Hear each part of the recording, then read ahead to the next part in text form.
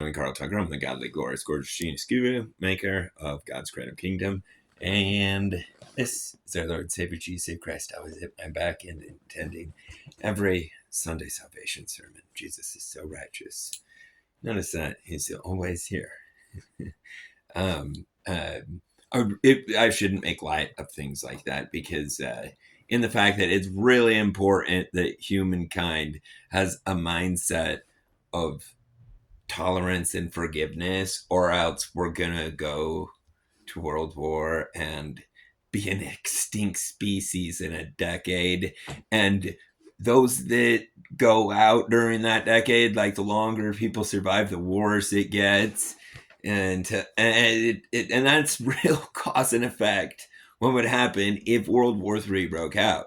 If World War III broke out, it would involve nukes, which would involve the shutdown of major pathways of the global economy, which would shut down the commute, the transportation of goods, the ability. You can't, like, once a road is exploded, you can't just drive a semi across it, right? So like, how you gonna get a supply over to that place? Anyway, so when stuff like that happens, the whole world shuts down.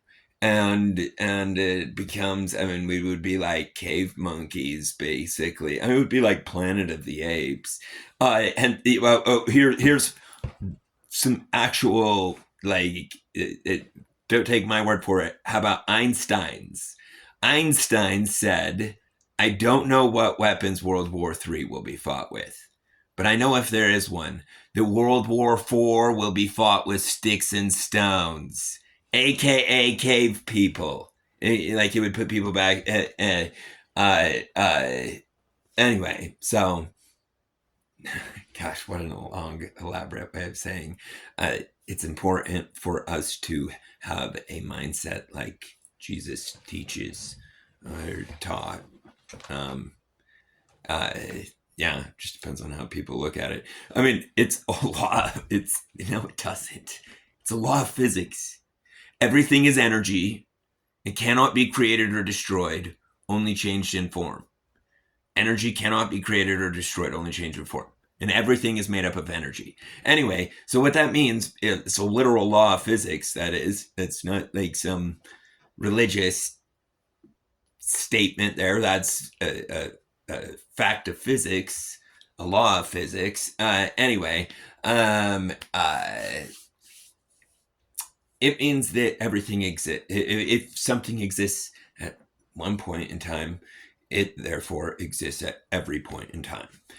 Just in a different form, right? So, and according to religions like the LDS religion, because there's all sorts of different Christian religions, but they all teach something similar about the spirit world being here.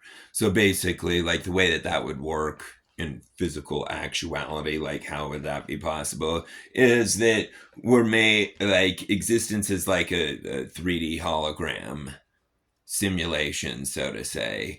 And so, and mortal life is almost an optical illusion, because, like, we do exist forever, yet as mortals, like, we don't really understand that. No, we're gonna die someday.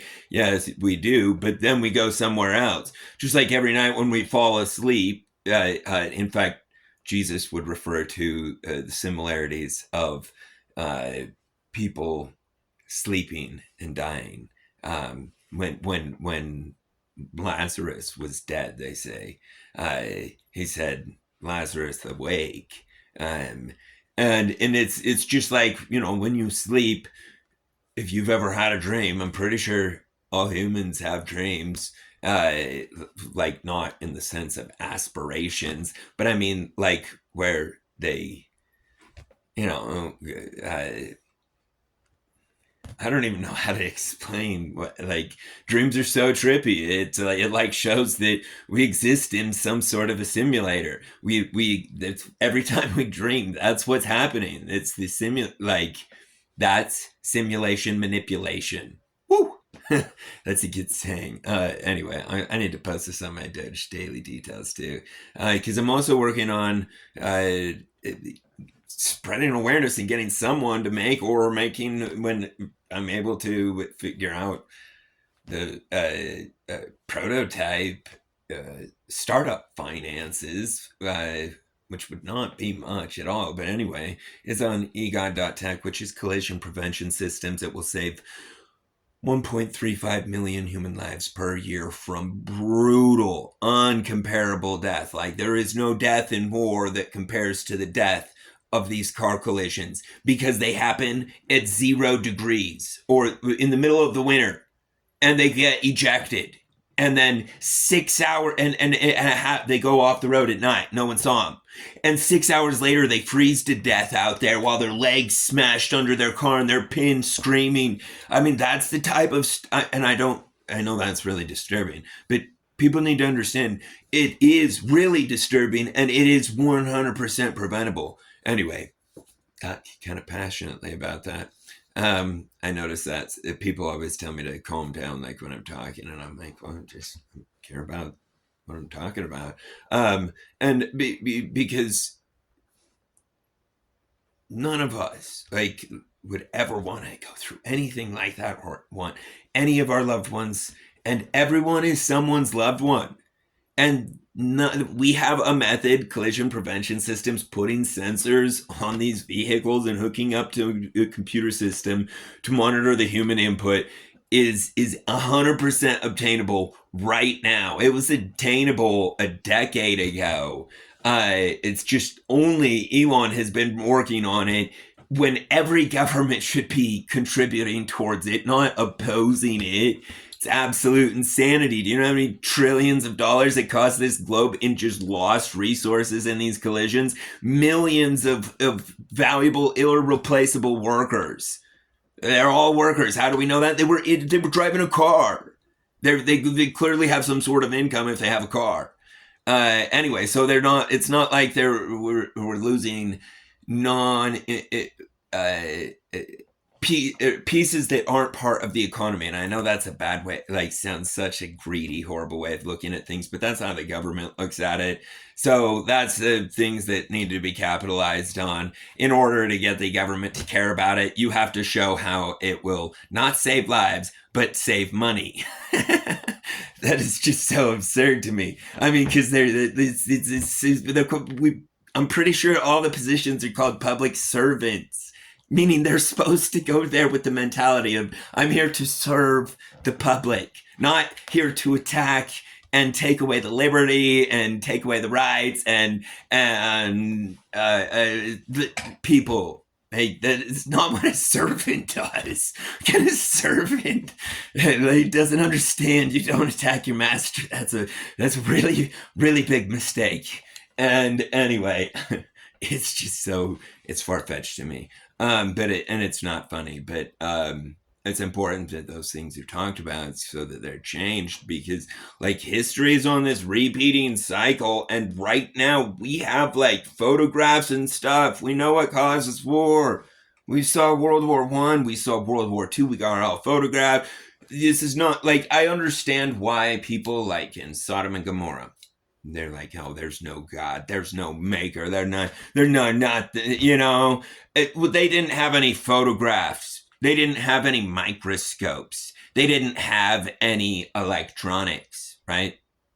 They were cave monkeys. So yeah, I mean, I can understand that. But people in this current era, like, there is no way that when it's brought to people's attention that anything could be dumb enough to not realize the importance of preventing global conflict, and not preventing, but fixing. This is check this thing out. This is a AMOLED screen. Anyway, I'm thinking about getting these for customers. Just trying to figure out a manufacturer to order them in bulk from. Yeah, because I love doing that at the end of the year. Anyway, so it's really important that these things are talked about. I know it sounds boring. Like, people go to church every Sunday. Like, we don't need to go to church, but we do need to have what it is achieved through church, which is a conscious mindset, a conscious redirection towards the way we should be behaving, the way we need to be behaving, and why we need to be behaving that way. And Jesus exclusively taught that. I'm pretty sure nobody else in history ever taught people to be forgiving. And that is so important because, like, what's done is done, right? And so if people are not forgiving, like nature, the people should observe this. Look at this place. It's got leprosy. It's got like lions and snakes, and used to have velociraptors, alligators. Like, I mean, this place is like nuts. It's gonna find its justice. Everything is like in fact, that's why this is the most mind-boggling thing ever. Okay, we all know the story of Moses, right? So Moses is he leaves Egypt with all the slaves, the children of Israel who were slaves, and the second they get out in the desert, they become evil. So they just they're forced to wander around out there for 40 years just doing nothing. Anyway, and this is why, right from the beginning, Moses had this. It's called, I forget, something on the mount. I forget. Anyway, it's where the 10 Commandments came from. Everybody knows about the 10 Commandments. What is commandment number 1? Thou shalt not kill. How complex is that? It doesn't say thou shalt not murder. It says thou shalt not kill. That is a really straightforward commandment. And anyway, right from the beginning, they're like, okay, no one kill anyone unless they commit adultery, then kill them.